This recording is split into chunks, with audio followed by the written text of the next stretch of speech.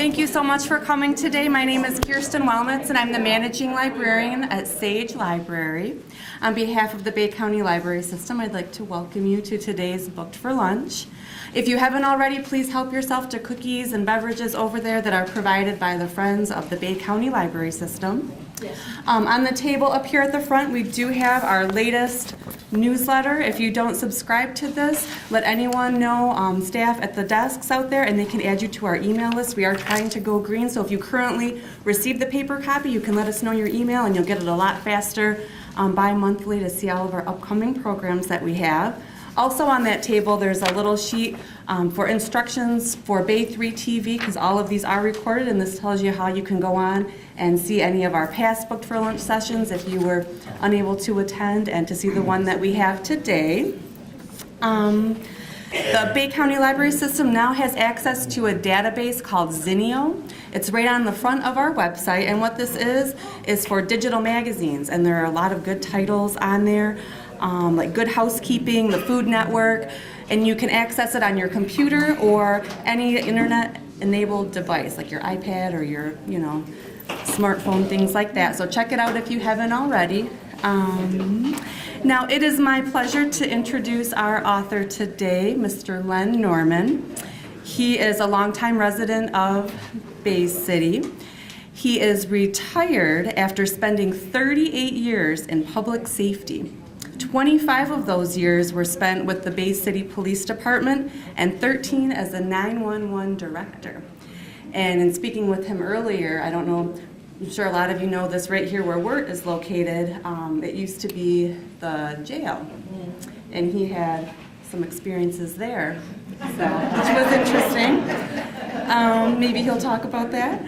His associate degree in law enforcement was earned at Delta College. And today he will be speaking about his book, Finding 52, which he will have for sale and he will sign after. They are $12 if you're interested. So after we're done, he'll be right over there at the table.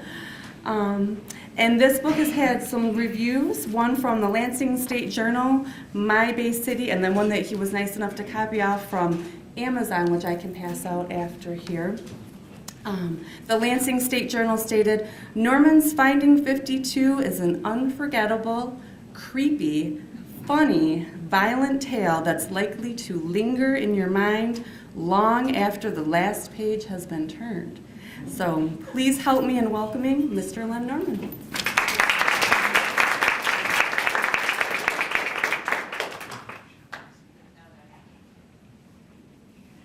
Thank you, Kirsten. 38 years in public safety, lifelong resident of Bay City, except for maybe 4 years. We lived in All Gray up on the lake. And my wife would readily admit we drove home to Bay City every day to see the children or her mom. So I'm going to count those 4 years as part of it. Again, thank you, Kirsten, for everything you do and your colleagues at the Bay County Library System. Thank you, Nick, Bay 3 TV. And all of you that have come here today to see this presentation. 38 years is a long time to be in public safety, but I should tell you that I've had a library card for about 58 years. So that kind of trumps any experience I had in public safety. As a child growing up, and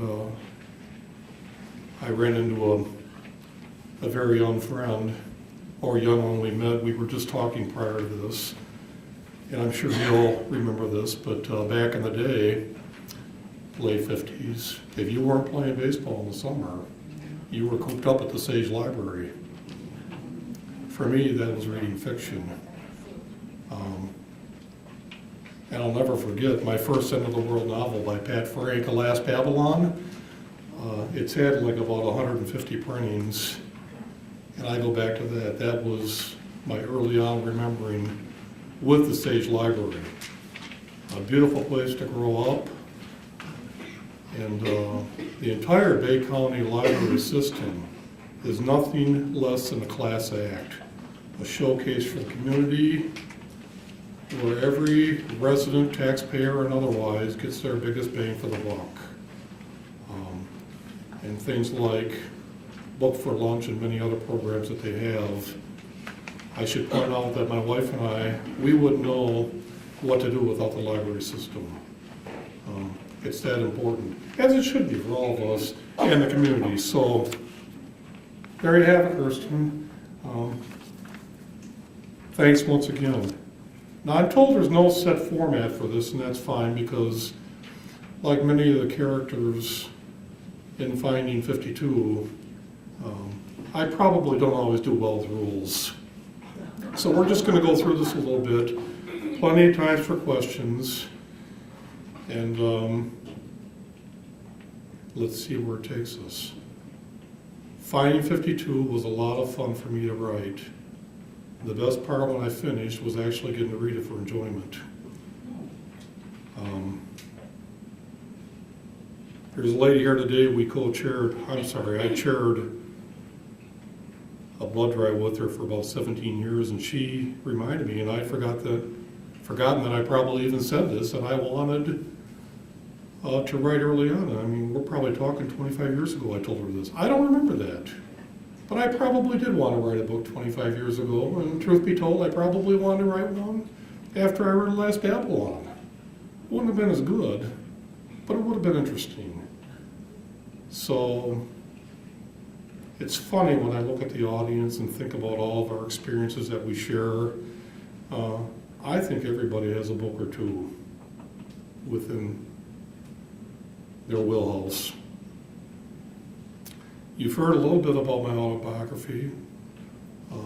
Been married about 45 years, 2 wonderful children.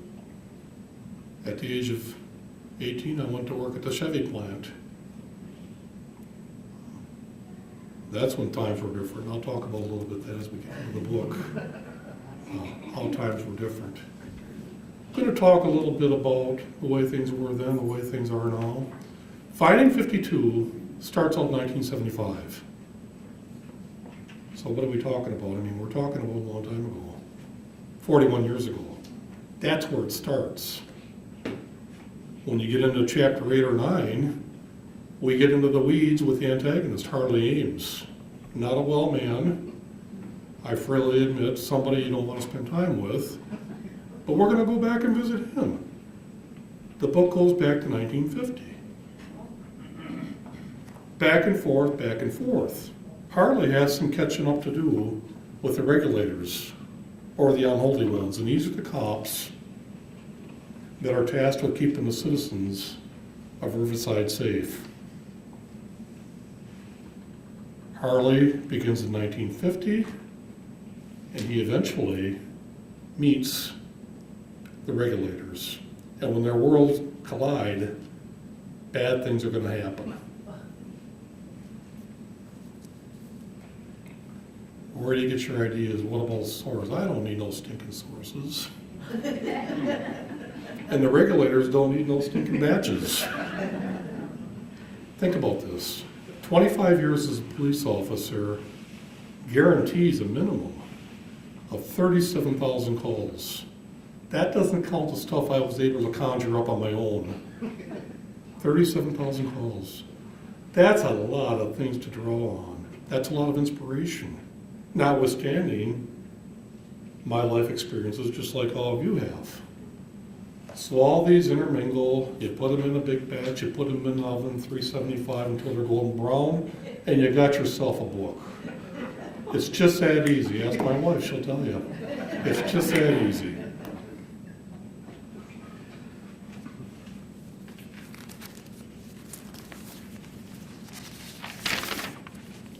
I wanted to pay tribute to times past, to former colleagues, the ones that are still around. And we're talking things that began 41 years ago. Inspired by things that I witnessed, and plenty of fodder that translated into this work of fiction. It is a work of fiction. Stinky Mama, AKA Stinky Mama and Victor Hugo, really didn't exist. But she does up here. Same thing with Ivan, who I fondly think of as Ivan the Terrible. Reg Thorne. All of these people don't really exist. but in some form, things that I've experienced has to translate into characters, and that's how we write. I skimmed this book at my wife's suggestion because I am 65 years old and I want to forget things. I'm pretty sure I wrote this. I remember that much. There's an address in the book called 407 Foster Street. 407 Foster Street. Again, there are no Foster Streets in Bay City. But it occurred to me, I don't remember actually remembering that the house I grew up on was 407. That's how writing gets you. It's the little things. And it's a little payback. It's the entertainment for the writer, and gosh, it's so much fun to have that entertainment. So Finding 52 begins in 1975. A group of rookies meet and work with a group of veterans. Are they messed up? You bet. Each and every one of them, rookies and veterans alike. The Riverside Police Department's in transition. It's the year when they hire a dozen new cops. They're hired, trained, and told to go on sin no more. Many of them seek alliances with the old-timers. And the old-timers are nothing more or less than a collection of misfits that are outrageous and at times despicable. So they're outrageous and so they're despicable that there are guys. And Riverside owns them and they love them. They think of themselves as the regulators. This group of cops are rowdy and they loathe anyone that crosses them. Their only allegiance is to each other. They are defiant in every sense of the word. During the writing of the novel, Finding 52, it starts out where I'm just writing a short story titled Stinky Mama, Victor Hugo. So much fun. In Finding 52, it's shortened to Stinky Mama, although Victor Hugo does get mentioned, as does her countless cats. This is, if you're going to have a country and western song, you're going to write about or sing about trucks. How can you write a novel and not have a cat lady?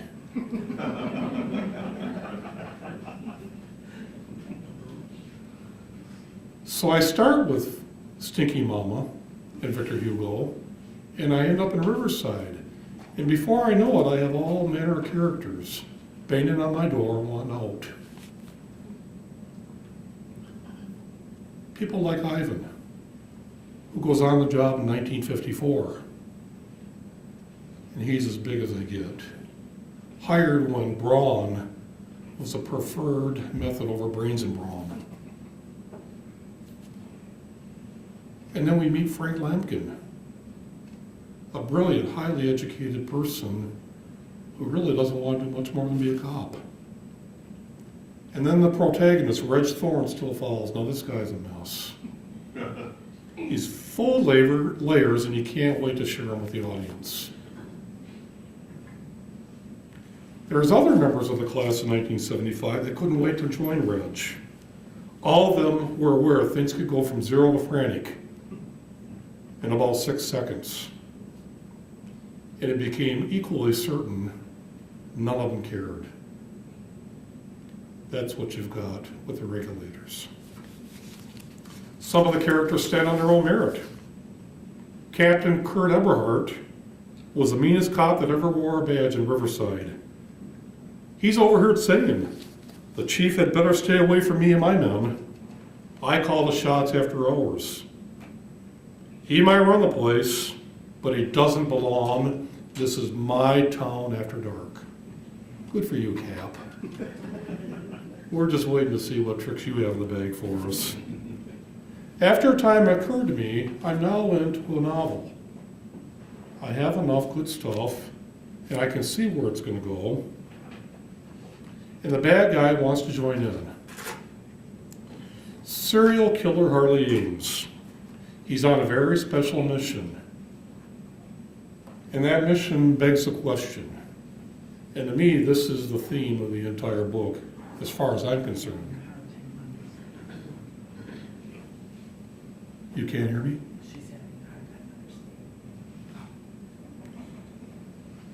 Is there truly such a thing as inherent evil? Paul, can you hear me? So that's the question. Is there such a thing as inherent evil? Or are they all born good and they just get that way? I have, with regard to Harley Ames, my own ideas. Chapter 1. The Unholy Ones, 1975. Riverside, Michigan was on a downward slide and only a decade away from the throes of first-stage urban blight. The residents had not yet received the memo from the Japanese automakers, but things were becoming apparent. General Motors was about to be taken to the woodshed by its Asian colleagues, and the good people of Riverside would suffer. So now we've gone from a hiring market where high school sweethearts marry, the guy gets a job at the factory, and all things are good. Now we get into some economic things. Riverside is about to suffer. You ain't seen nothing yet. By the time this book is over, one of the regulators would kill another, and one of them would be killed in the line of duty. All of them would be very effective at what they did and be remembered for a long time. They broke rules when they felt like it, and they did so quite often. They were sometimes called the Unholy Ones, and that was as good a description as any. When I think about the regulators, I really do think about them being the Unholy Ones. They really were different. They were not like the average citizen of Riverside. I know. Let's go to chapter 8, the Grim Reaper, 1950. Let me digress. Harley is born into a great deal of wealth. His father, Richard Ames, is loaded. He's a businessman, he owns a number of banks. His wife, Meredith, former beauty queen, they have everything. They're worth millions. They're about to find out money can't buy happiness. For Richard Ames, life was good. He was seated on the third base line of Yankee Stadium for Game 3 of what surely would be a 4-game series in the 1950 World Series. And why would it be 4 games? Well, certainly Whitey Ford's pitching the next day, October 7th. He's guaranteed to win. By the way, they did take it in 4 games. So, the Grim Reaper begins with Richard Ames smoking a big old Cuban cigar, watching the Yankees, enjoying all the privilege that wealth has. His wife's going to go into labor later that day, and he's about to find how bad and ugly things can get. News item from New York Daily Gazette, October 7th, 1950. Thousands of dead birds and small animals reported. What we have here, folks, are a number of dead birds, squirrels, rats, cats, stray dogs. At least 1,000 of them. Found right near New York Jennings Hospital, within 100 feet of the hospital. New York Jennings Hospital, where near midnight on October 6, 1950, Harley is born. Some of the animals appear that they simply burst. Well, you have an attending physician, Dr. Drake, and a couple of really nice nurses. By year's end, all 3 will be dead. Halloween, Thanksgiving, and Christmas. Spoiler alert. Chapter 9.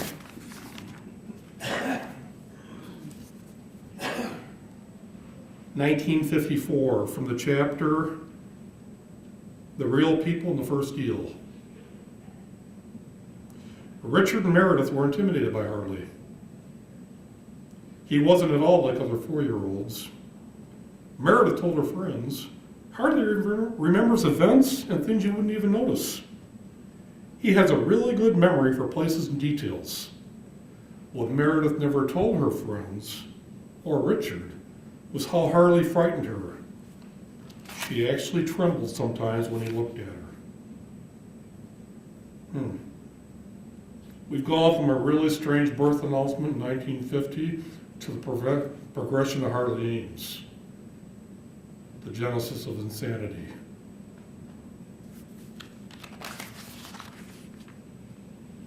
Chapter 31, Playing Clubs.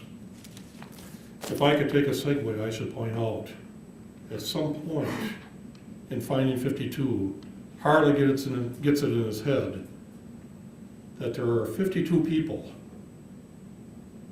that can harm him, 52 people that are going to kill him, if he lets it happen. They're the only other people like himself that are real. All the other people are just like stage props. I think we said this is the genesis of insanity. Imagine being mad as a hatter, having access to millions of dollars, and an IQ higher than Albert Einstein, with plenty of time on your hands. My.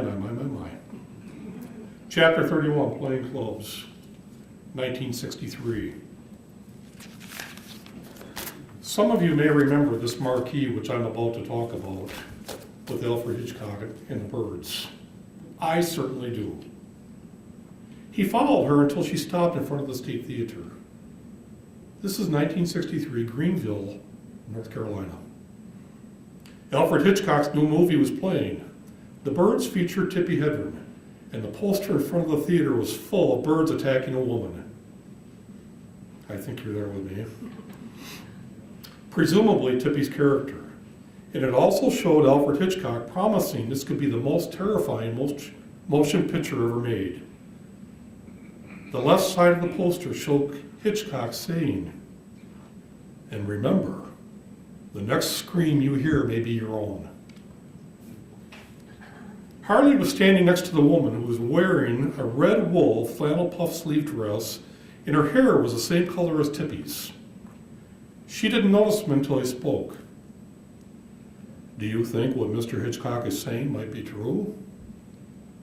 She looked at Harley and said, "What are you talking about?" "Mr. Hitchcock is saying the next scream you hear may be your own. Is that possible? Could it be true?" Later that night, Mr. Hitchcock was right, he thought. 12 years old.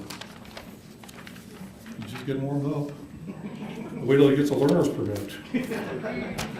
By chapter 34, the reader has met the likes of the monkey in the window.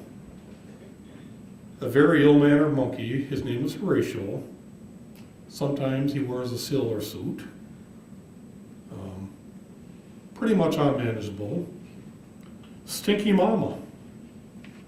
And her razor-sharp nail used to clean fish.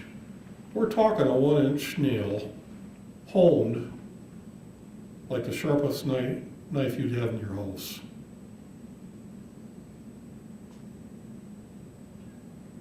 Someone less than 100 pounds that for good reason is feared by everyone in the neighborhood. She has a spiritual connection to Victor Hugo. All things are cats. The Evil Spirits Motorcycle Gang. And don't worry, there's one coming near you. The Evil Spirits had a chapter in nearly every large city. While America feared the evil spirits, the regulators did not. One of my favorite, a deported Scotsman, Angus Campbell. It's pretty hard to get kicked out of the Highlands, but Angus finds a way. An Evel Knievel wannabe. You might want to wear a helmet. One of my favorites, The Three Stooges in water-based paint. Kids don't do drugs. Subtitle, is blue really the best paint? Another chapter is The Lawnmower Man.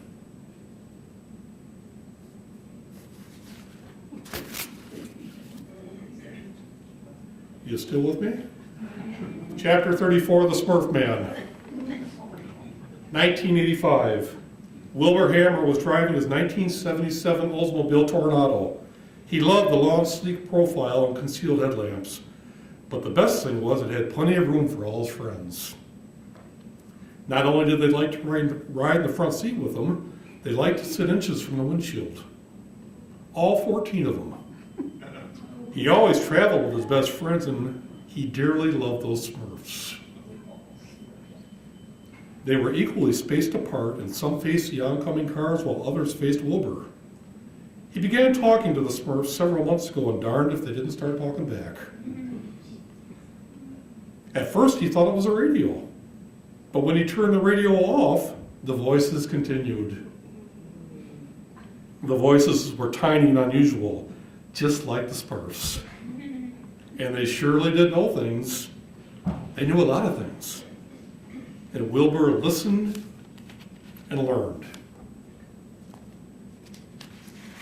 Now, spoiler alert, let's remember this is in Riverside. He's probably about to meet one of the regulators, and that's when bad things happen to bad people.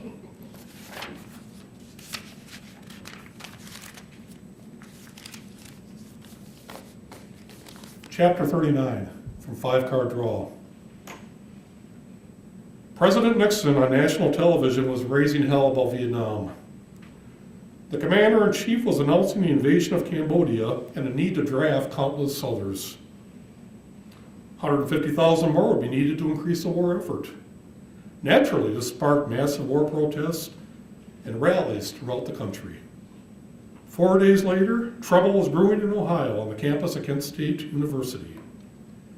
500 students were protesting near the grassy knoll in the center of the campus. The new business in Cambodia was the latest catalyst for dissent. The National Guardsmen had bayonets fixed to their M1 rifles, and when the smoke cleared, 4 students were dead and 9 others injured. An investigation at the direction of the president concluded the action taken by the guardsmen was unwarranted, unnecessary, and inexcusable. While some guardsmen were indicted, all charges were set aside for lack of evidence. Here we go. The trampled Queen of Hearts on campus went completely unnoticed. By 1975, Harley's one-suited, with only 13 cards to go. He'd saved the best suit for last, spades. Harley wondered how long it would take to deal that last card, the ace. He wondered what the person would be like. Until then, the two of spades was next. Okay, here's what you got. We've agreed he's nuts. He's loaded. He's brilliant. He's got a lot of time in his hand. And he has great work ethic at the task at hand. His very survival. 52 people. The first one gets a 2 of clubs, 3 of clubs, 4 of clubs. Then he goes to hearts, and he goes to diamonds. Queen of Hearts, Kent State University. My. By the time the regulators, by the time the unholy ones, by the time the class of 1975 meet, Harley has completed 75% of his assignment. He's dealt out 39 cards. 13 cards left to go. Clubs. He's now 25 years old. This is no longer where he starts out with a 1964 Valiant Barracuda with the wraparound windows that he drives, how far? Not 30 or 40,000 miles. He drives that car to the Eight of Hearts. Because that's how Harvey thinks. Harley thinks about the task at hand. He doesn't know when they're gonna come. He just knows when he sees one what he has, and he takes care of business. One of the things I liked with Finding 52 when I wrote it was I had to draw the timeline in the chapter heading to give the reader some insight where they are in the book, because you do want to facilitate the reader. You don't want to make it too hard. One of the things I'm able to do is, as an example, on the day Dr. Martin Luther King is assassinated, Harley drops off a card in Akron, Ohio. 3 days after President Saddam Hussein is named president, the third president of Iraq, Harley rolls into Petoskey, Michigan. One of my favorites is Chernobyl, where Harley has an incident the very same day of the Chernobyl nuclear accident. So I'm able to take actual events and weave them into the story. For me, that was the best fun of all. I nearly wrote a book, and then another book, and then possibly a third book. Had I done that, I would have started out in 1950 and taken Harley right up to 1975. Harley would have then been put on hold, and we would have had a book about the regulators, the unholy ones, and Harley would roll to town. That would happen. And then the third book would be a cleanup after what you're about to read in this. I nearly did that. I mean, how many words do you need? 100,000, 200,000?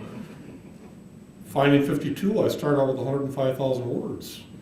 I end up at publishing with 84,500. A number of characters are kicked out of the book. They're kicked out of town. Get out of town. One of my favorite characters is a fellow called Bingo the Leech. My wife thought Bingo the Leech stunk. He's not going to work. I love Bingo. I cleaned him up as best as I could. Boy, you buy him books, you send him to school, and still Bingo didn't make it. And I said to my wife, what about Bingo now? Nah, he's not going to make it. So we go through a couple of copy edits back and forth, my wife and I, and it goes to the editor. What do you think? The first thing she says, lose Bingo the Leech. Guys, listen to your wife. So I start out with 105,000 words, and it gets kicked down to 84,500, and I guess I could have written 300,000 or 40, it would have all come down to the same thing. Is there such a thing as inherent evil? Finding 52 laughs at its characters. It's been called creepy, it's been called irreverent, it's been called outrageous, it's been called scary, it's been called memorable. I think it's funny. Some of my friends think it's funny. If you were to ask my wife, she would say it has some funny parts in it. It's all in the mind of the reader, I suspect. A tribute to the unholy ones, a tribute to the regulators, a tribute to people that went to work every day and wanted to get it right. And at some point before the shift was over, they realized that they were so flawed, they'd never get it right. Nor should they be expected to in some cases. Such a good time. Riverside, Michigan, a city divided by a river. A place where in 1968 you walk into the Chevy plant, get that job, third buffer from the wall. You and your wife, your high school sweetheart, you buy a house, all things are good. And then some really bad times happen.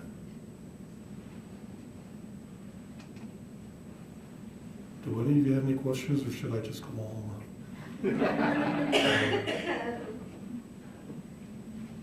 Yes. Did you get any flack from fellow officers when you developed these unholy officers?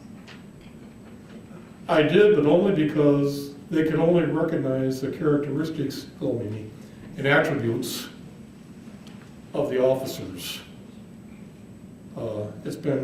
It's been cleaned out and whitewashed so many times. It doesn't directly, again, we're talking about things that inspired me. 37,000 minimum calls. If I'm gonna write about a jail in 1975, I'm gonna write about the one that sat a little bit west of where we're sitting in the Dungy, Right. in the Dungy jail that it was. So they're gonna recognize that. Sure, you're gonna find comparisons because you're gonna find people that are really nasty, people that are really mean, people that are very self-serving, people that won't take calls, people that take all their calls. You're gonna find crazy, crazy members in the community. I remember one time running into a guy and, go figure, his address on the driver's license was 500 Center Avenue. He was in jail that much. He had it put on his license. We're talking about a time where if you wanted to run a license plate or a query on someone to see if they were wanted, you had a teletype machine. We called it the Wurlitzer. You see them in World War II movies.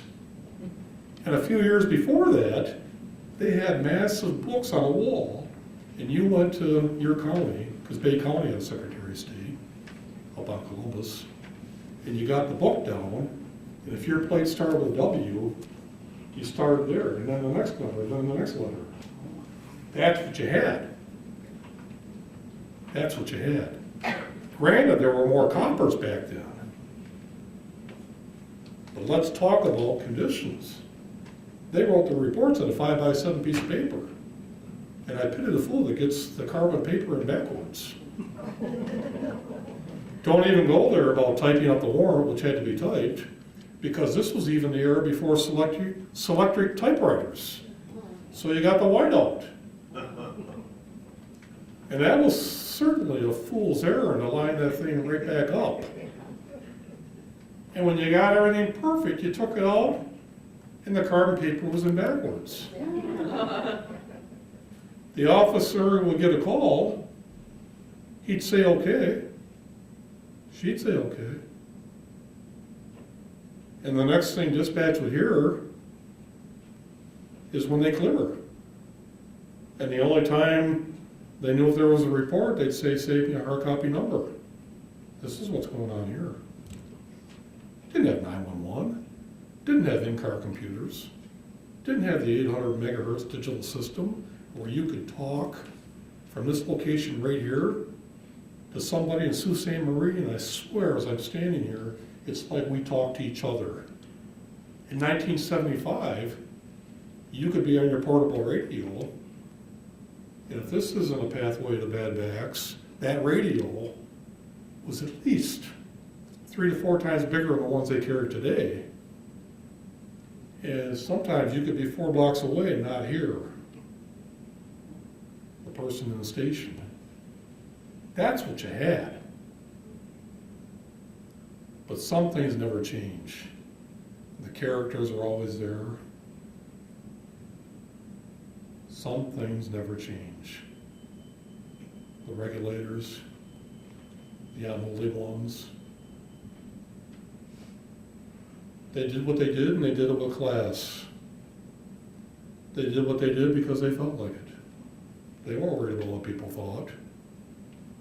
Rarely did internal affairs jam them up. Today, YouTube is internal affairs.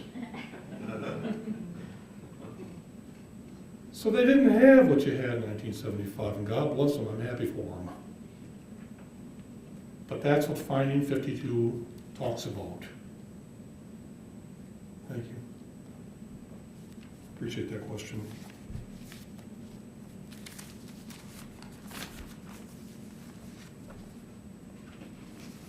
Yes, Paul?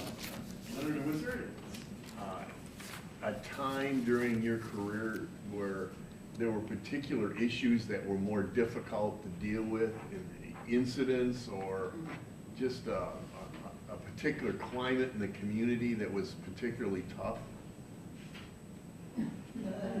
Yes. Luann, would you like to add to that?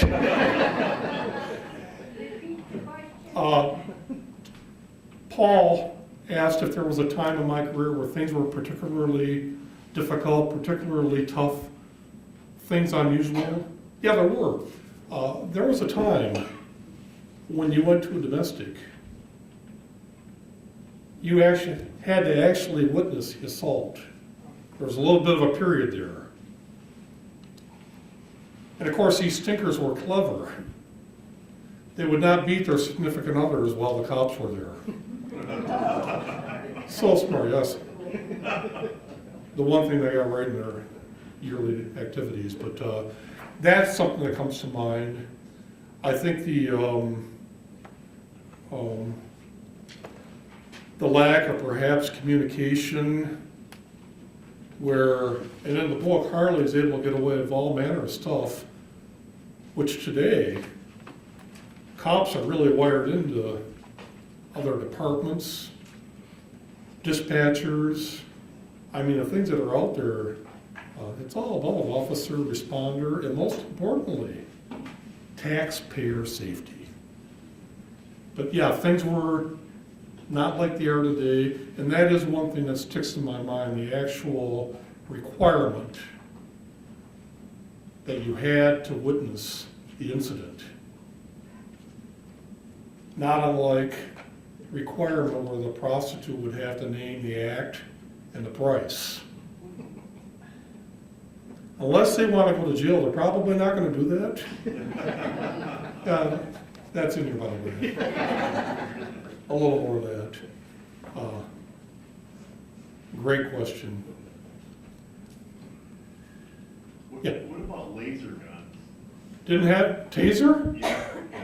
Yeah. Taser, yeah, I'm sorry. Yeah. Not in my day. I don't know, you know, there were times I suspect they would have been nice to have. We're talking about an era where the coppers didn't have today's sophisticated body armor, the communication, the wide array of things that they had at their disposal. We're talking about guys that are given a badge and a gun, told to go out there and keep the peace. Use your judgment. We're talking about a group of well-meaning individuals that want to go out and actually make things better, make things safer. Do they have the wherewithal, the tools to do that? By today's standard, no. Back then, if it's all we knew, it didn't matter. About 10 years ago, I was still director of 911, and a deputy came into the dispatch center, and the training officer introduced a deputy to me, and I said to that deputy, you know, welcome aboard, I hope your future endeavors go really great, and I want you to remember one thing. This goes to what we're talking about, Paul. I said to that deputy, I want you to remember one thing. For you, today, these are the good old days. And that's really where you're at. In 1975, Ivan had 21 years on. He thought things had gone south and nothing would ever be right again. In 1975, that's how things were. In 1990, that officer might miss 1975. But I can tell you in all certain hesitancy that they do like the technology, the communication is so much better, the weaponry, the education, all that stuff is so much better. There were days on many calls, the individual had better guns than the coppers did. That goes without saying.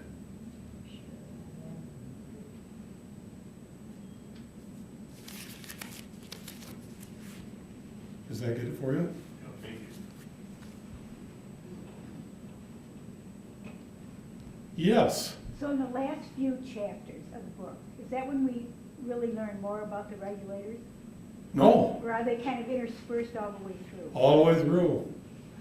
It's a series of vignettes where they go back and forth. But we have to wait until chapter 52 to find out who did the bad thing? No, Harley? I'm telling you. And the book is going to tell you. Well, so it's Harley all the way through? Yeah, that's no surprise. Okay. You're going to find him right away. He's in chapter 9. And then we have to follow all his misdeeds? Well, if you're not busy, I'd like you to, yeah. I think you'll like it. I think you'll have fun. I think Harley's, I think he's gonna entertain you. And you know, really, what are we talking about here? Some guy writes a book. What does he want to do? He wants to pay homage to a time that no longer is around. But what does he really want to do? What do I really want to do? I want to entertain you. I want to make you laugh.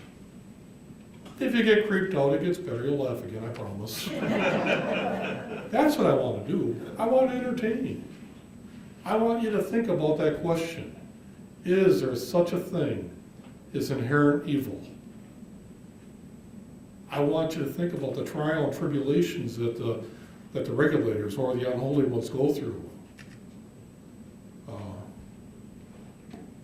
A great bunch of people, deeply flawed. And those shortcomings are certainly spelled out. You're not going to have to wait till the end. The end only has the ending.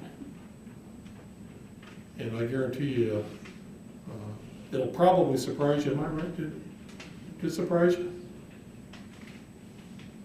I wanted to, because I didn't know the ending. The ending where I was going,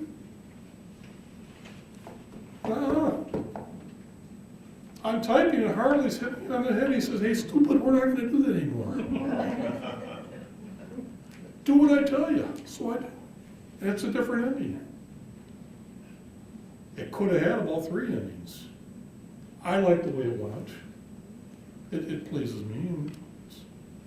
It's a good book. It's a fun book. It's a quick read. I'm told 5-6 hours. You laugh, you cry, you kiss $12 goodbye. I mean, it's fun. It's fun. It's available on Amazon. I mean, it's available on Kindle. It's a fun book. And the best part for me was getting to read it when all the work was over and getting to say to myself, yeah, we got a wrap. You know, this guy's got legs. Let's sell it. Did I struggle? You bet. My wife came home one day and said, "Honey, how many words did you write?" I said, 14. And she said, "Well, that's good." And I said, "I don't know what order they go in." So yeah, there were times I struggled. There was a time I wrote 5,000 words in one day. Sometimes it just goes out there. Yeah, it was fun. The process was fun. I recommend it to anybody. I think we all have a story to tell. And what I do with mine is I blend history, historical events. Clearly, Riverside is going to remind you of a place near and dear to your heart. A place very close to you. Clearly. The Economic Times about the General Motor plant. Clearly. The flawed police officers. Clearly. You're going to get it. No surprise here. Yes? Are you in there? Are you?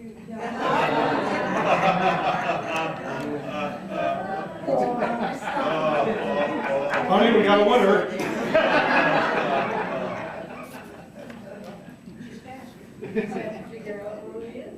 Are you in the book? I suspect certain characteristics and attributes are there. You're not Harley, are you? God, no, but you know, God, no. Harley's on his own special, he's on the whole new level. But one thing I did, this is a trick that I really liked, to get things, and it made everything so easy, was I had Harley, his birthday was my birth date. And by doing that, and that's where the similarity ends, truly. And by doing that, I'm able to get a concept, an idea of where I'm going with certain, you know, well, let's talk about Whammo's hula hoop. I remember that. Yeah, let's talk about that. So that was a trick I did, but no. I don't, Harley's a made-up guy. And if he ever really gets out, and Stephen King does that little book called The Dark Half, where the character gets out, I'm headed for the hills. Yeah, I think you're right about what you know. 37,000 calls gave me a lot, but I also know Bay City. After 65 years, why wouldn't I? I certainly, you know, get all the stuff that we're talking about, the venue. All of it. If I see Harley, I'll slap him down for you because I don't think he's anyone you want to meet anytime soon. But to his credit, not everything he does necessarily ends up being bad. He's got 52 cards in a deck. He's dealing them out. Spoiler alert, he does 501s. That's my favorite part. Wichita Falls, Texas. What a guy. So he travels all over the country? You bet. Wouldn't you if you had a 64 Valiant Barracuda? His next car, he graduates to the Trans Am and all the fancy stuff. He, oh, why not? Canada, the United Kingdom, you know, Belgium. He goes into places. Yeah. He is a busy boy. Yes. Are you planning on writing another book?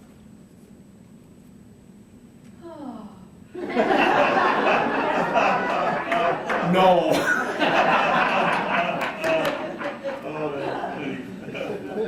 If you read the epilogue, please don't jump ahead. If you read the epilogue,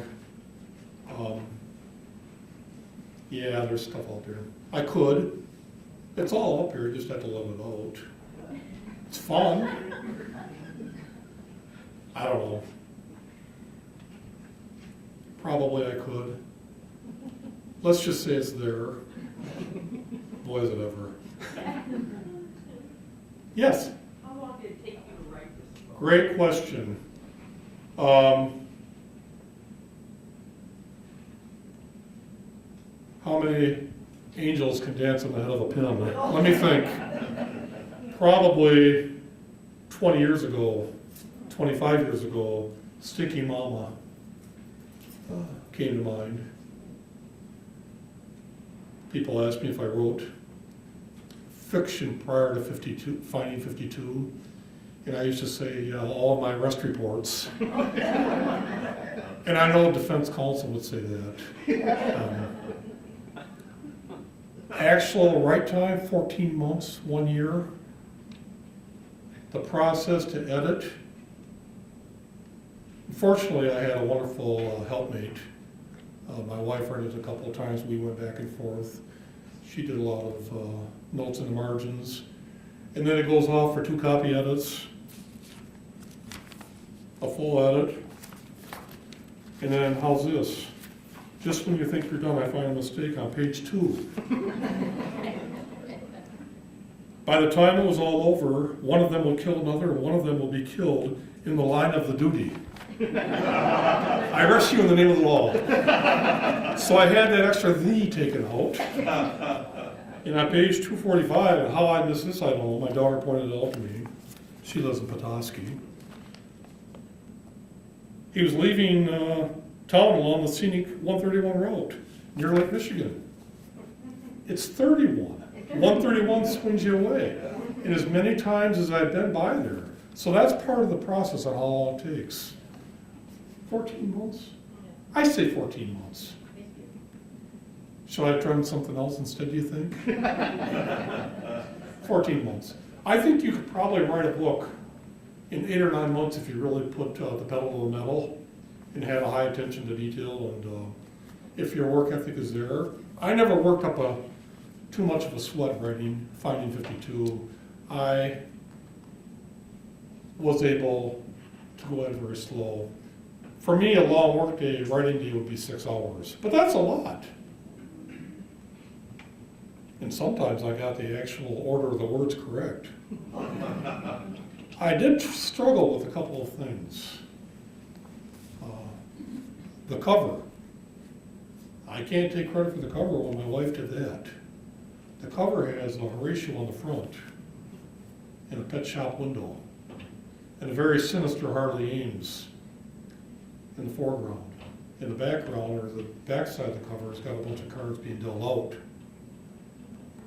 And the title for the book, you would think anybody that write 105,000 words would just roll off a title. In fact, I have a writer friend who told me that was his favorite thing to do, write the title, to name the book.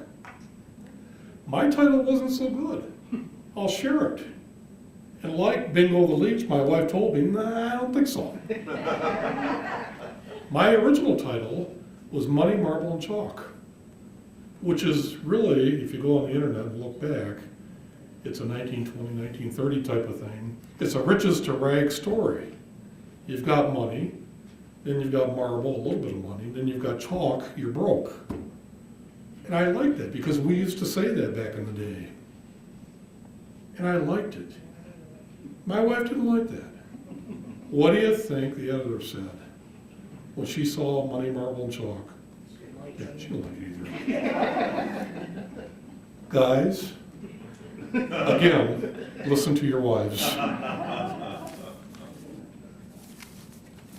Buy the book, read the book. If the library has it, I hope they would. I would. For me, it isn't about the selling. For me, it's about people reading it. Just, you gotta read this thing. You have to meet Harley, Reg Thorne, the monkey, all these things. You'll chew your knuckles before it's over, I promise. Well, I have it. I don't know you. If I see spider before I go to bed, I have the heart of a 10-year-old, okay? I keep it in a jar on my fireplace mantle. It doesn't bother me, but some people might. I don't know. It's a serial killer. If you've ever heard of Dexter, it's a little bit like, Dexter was kind of endearing. If you really watch what he's up to, it's a serial killer that meets a bunch of very unusual, probably not the best people in the world that end up being cops. But to their credit, they want to make the streets safe. And if they've got a victim, they take care of something. And that victim, they do that. And that's in the book. It's just the way it is. It's 1975. I bet you do. And again, you'll laugh, you'll cry. And Paul, you'll kiss $12 goodbye. Kirsten, I don't want to cut you off, but I don't want to take up too much time. Any more questions? How do you get this Kindle on Amazon?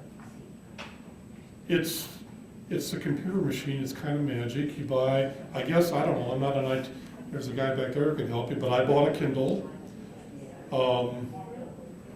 And then, well, the library has a lot of Kindle books. You just submit a.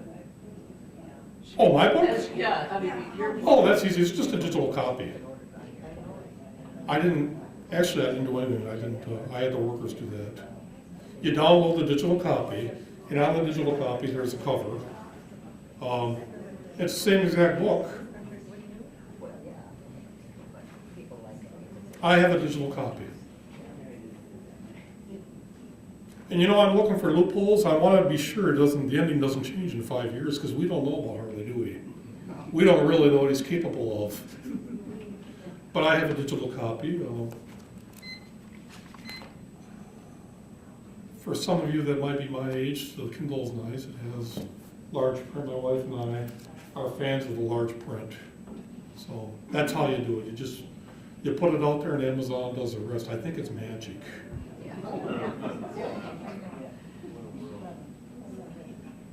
Sir? Did you have a question?